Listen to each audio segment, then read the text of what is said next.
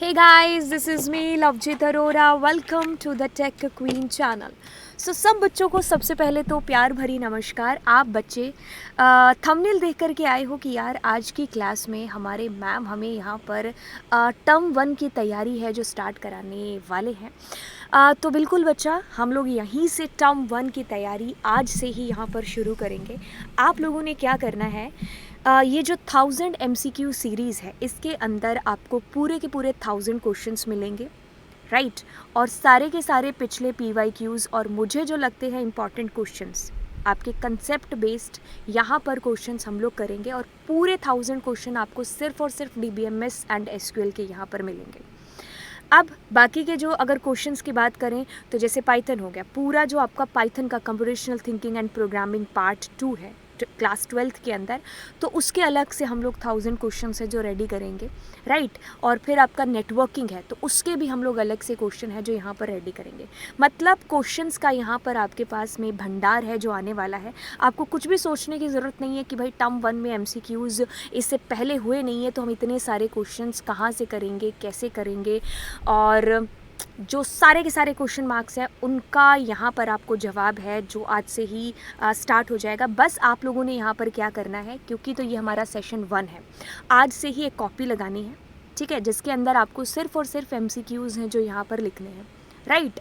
अब हम करते करते करते करते आप उसको 2-4 बार रिवाइज करोगे तो आपके वैसे ही इतने सारे क्वेश्चंस हैं जो यहाँ पर रेडी हो जाएंगे, राइट। तो आपको मेरे साथ साथ में चलना है और एक एक करके सारे को जो भी हम लोग यहाँ पर करेंगे सेशंस, उनको आप लोग जो है मेरे साथ साथ करोगे, अपनी कॉपी में भी करोगे।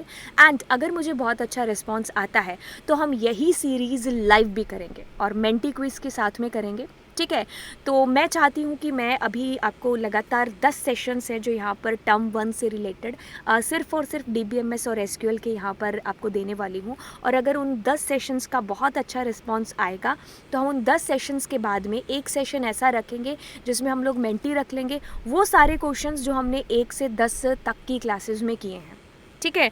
तो ज़्यादा लंबा सेशन नहीं करेंगे ताकि आप कम टाइम में जो है इन क्वेश्चंस को कर लो, ठीक है। कॉपी में आपने ज़रूर है जो मेंटेन करके रखना है, right.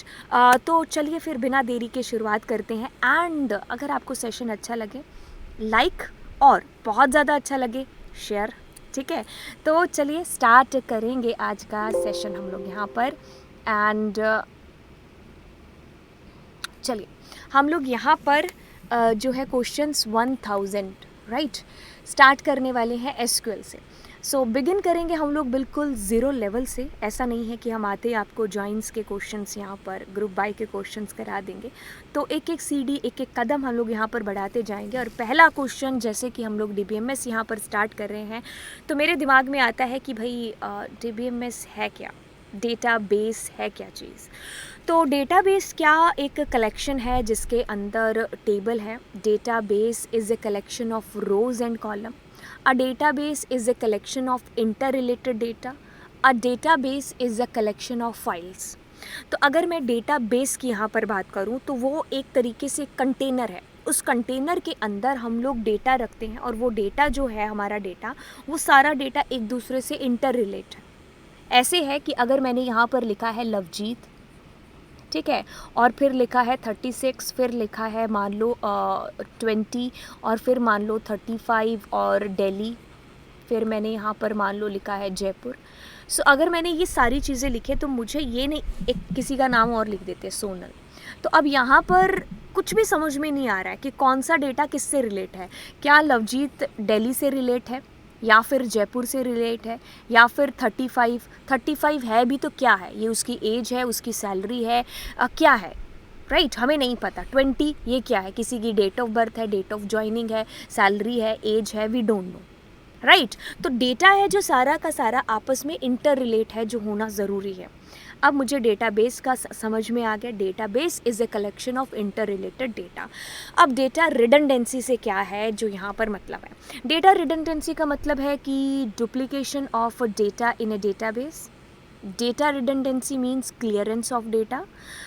Data redundancy means variety of data. Data redundancy means uniqueness of data. Redundancy यानी कि हम लोग बिल्कुल यहाँ पर जो बात कर रहे हैं वो डुप्लीकेसी की कर रहे हैं, ठीक है।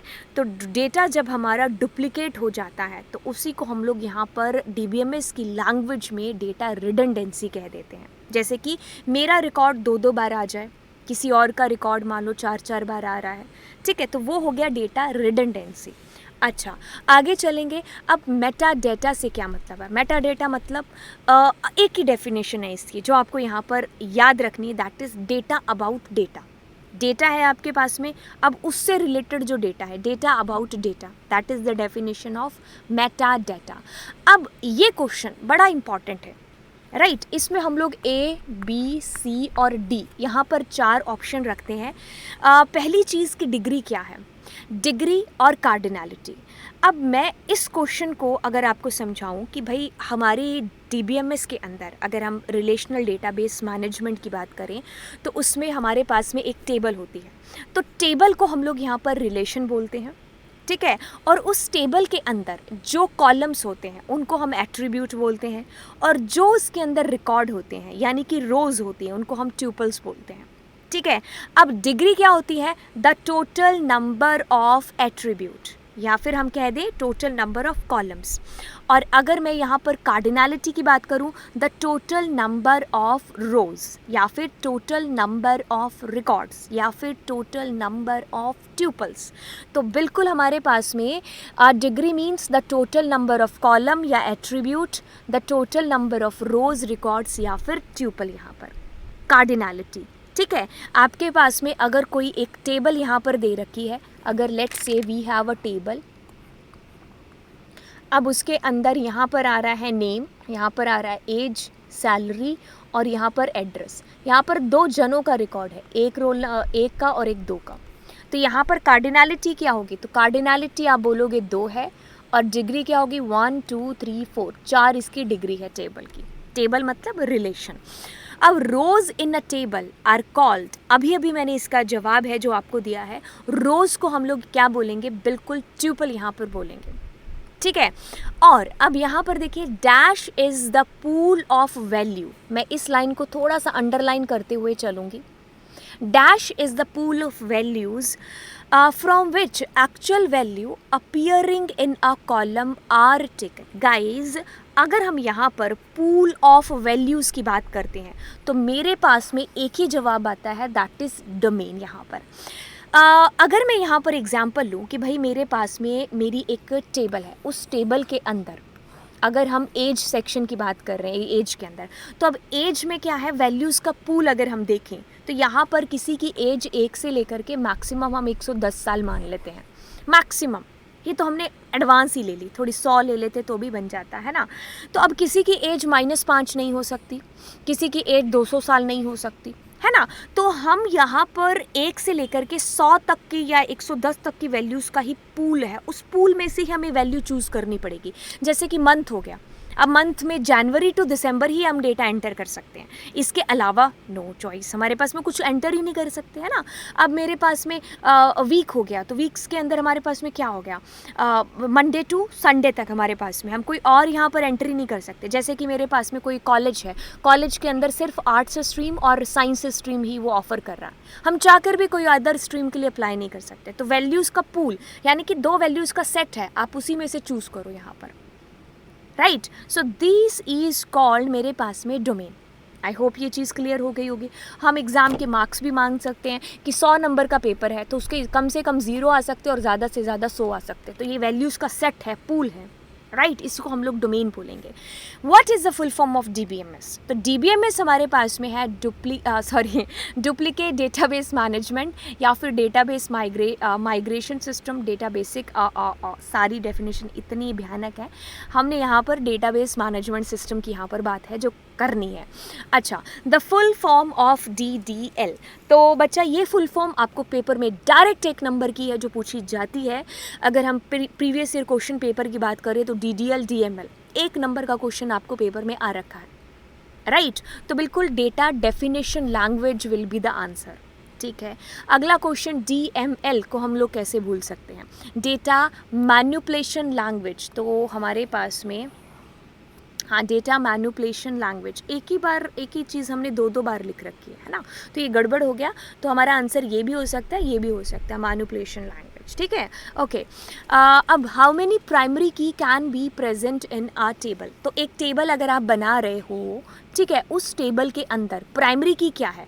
प्राइमरी की के लिए आपको एक ही चीज़ है जो याद रखनी है कि ये दो प्रॉपर्टी के ऊपर काम है जो करती है। एक तो वो पर्टिकुलर रिकॉर्ड नॉट नल होना चाहिए और उसके अंदर जितनी एंट्रीज होंगी दैट शुड बी यूनिक। सारी की सारी एंट्रीज उसके अंदर यूनिक होनी चाहिए और कोई भी एंट्री ऐसी नहीं हो सकती जिसको हम खाली छोड़ दें। नल नहीं हो सकता और हमेशा क्या होगा, यूनिक होगा। तो एक ऐसा रिकॉर्ड होना चाहिए हमारे पास में पूरी टेबल के अंदर। तो हम पूरी टेबल में सिर्फ एक एट्रीब्यूट ऐसा है जिसको हम लोग यहाँ पर प्राइमरी की है जो सेट करेंगे, जिसके थ्रू हम लोग सारा डेटा है जो यूनिकली आइडेंटिफाई कर सकते हैं। तो अगर हम लोग यहाँ पर नंबर ऑफ क्वेश्चंस को देखें तो अभी हम लोगों ने कितने क्वेश्चन कर दिए यहाँ पर, 1 2 3 4 5 6 7 8 9 10। तो बिल्कुल हम लोग यहाँ पर 10 क्वेश्चन कर चुके हैं। अगले 10 क्वेश्चंस का सेट आपके पास में नंबर 2 सेशन के अंदर आएगा। तो हम 10-10 नंबर के यहाँ पर सेशन रखेंगे ताकि आप लोगों को भी कोई ज़्यादा बर्डन ना हो, ठीक है। तो मस्ती करते हुए, इंजॉय करते हुए हम लोग यहाँ पर पढ़ेंगे। एंड आप लोगों से इतना ही है कि आप लोग इस सीरीज़ को जितना हो सके अपने दोस्तों के साथ में सबके साथ शेयर कीजिए ताकि इतना अच्छा रिस्पॉन्स आए कि हम इन सेशंस को लाइव है जो करें, ठीक है। तो चलिए फिर बच्चा, मिलेंगे आपको सेशन नंबर 2 के अंदर। सो बाय बाय।